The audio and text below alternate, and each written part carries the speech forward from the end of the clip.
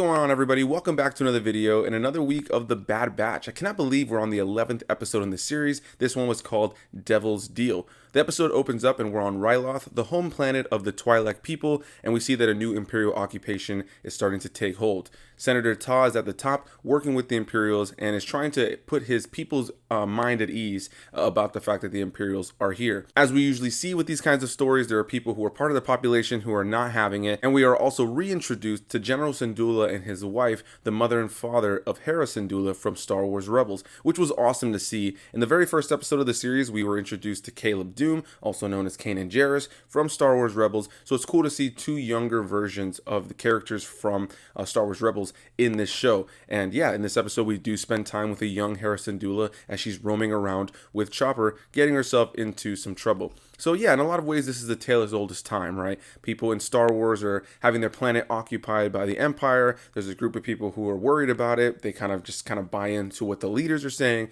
but then there are a group of people in the population who are just not going to fly for that and are going to work against the Empire. And then eventually those people who are in the higher up positions start to realize that the Empire is all fucked up and they eventually try to fight back. This episode didn't really end with resolution, so I guess we're going to continue this story moving into the next one, and I'm very curious to see what ends up happening moving forward. And something that actually shocked me watching this episode was the fact that the Bad Batch is only in this episode for one scene, which was pretty surprising. Crosshairs is sprinkled in throughout the course of the episode, but you know, he's not really part of the batch at the moment, but yeah, he's still under Order 66. We got to see him without his helmet, and you know, he's got kind of some sort of damage on the back of his head due to what happened a few episodes back when they were fighting all together. And so yeah, very curious to see what ends up happening with Crosshair. Definitely curious to see when he's gonna, you know, kind of get that connection back with the batch, because if I'm not mistaken, this season is going to have 16 episodes, so I'm very curious to see when we're finally going to see them reunite, the Bad Batch and Crosshair, and when he's going to get that inhibitor chip taken out of his head. But yeah, in a lot of ways, like I mentioned, this is a tale as old as time. You know, this is an episode about people being occupied by the Empire, a group of people that don't want it, a group of people that are going to fight it, and a group of people that are just kind of submitting to it.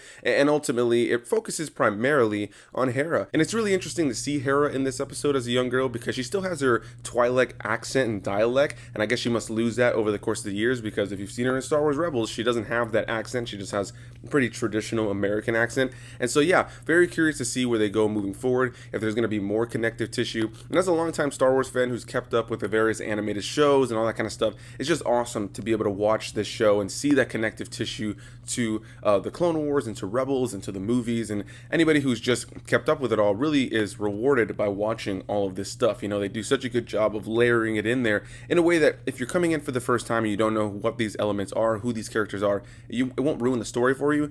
But if you are somebody like myself who knows where this is all going, that knows the connective tissue, it's just a great time. It definitely is an episode that left me with a smile. In a lot of ways, like I said, tale as old as time. Like, we've seen this story before. What ends up happening is Hera ends up getting involved with her uncle Gobi, who is part of like a resistance group of fighters who are just not having the Imperials in any way, shape, or form.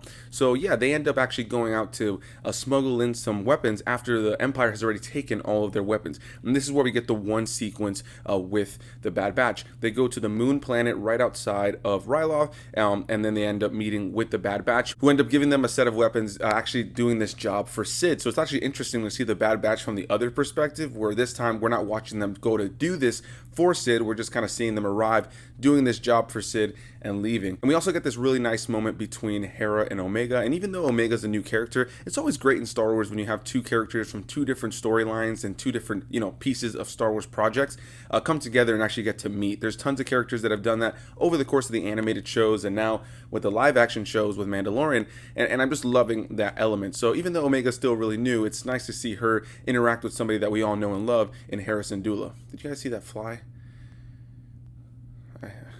Goddamn. Okay, I think the fly's gone now. But yeah, overall, I really enjoyed this episode for what it was. It was just nice, silly, good time. Again, the story wasn't anything that we haven't seen before in Star Wars. But overall, again, great animation, great voice acting. I missed hearing Dee Bradley Baker playing all these characters in this episode. We get a little bit of time with that, like I mentioned, but the Bad Batch is hardly in this episode. And it was really nice to see Omega. I really liked that touching moment between the two of them, where Omega pretty much learns from Hera that flying is a feeling. And yeah, I just kind of love seeing those stepping stones of Hera becoming the pilot pilot that she would become in Star Wars Rebels, where we all know that she's an absolute badass.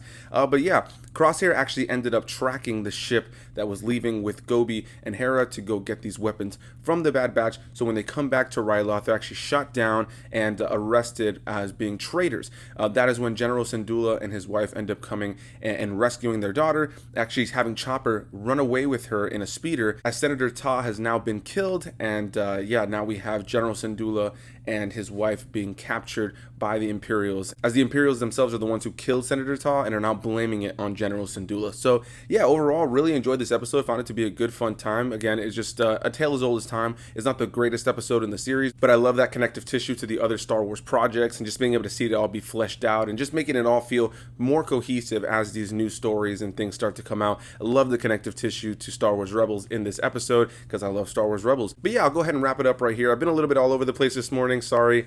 I just feel like that's been kind of my thing lately, all over the place. But I hope you guys enjoyed the video, and I definitely want to hear what you guys have to say. Do you like this episode? Do you not like this episode? Please leave any and all of those comments down below in the description box or in the comment section. Hit that like button, subscribe for more videos, and I'll see you guys in the next one. Bye-bye.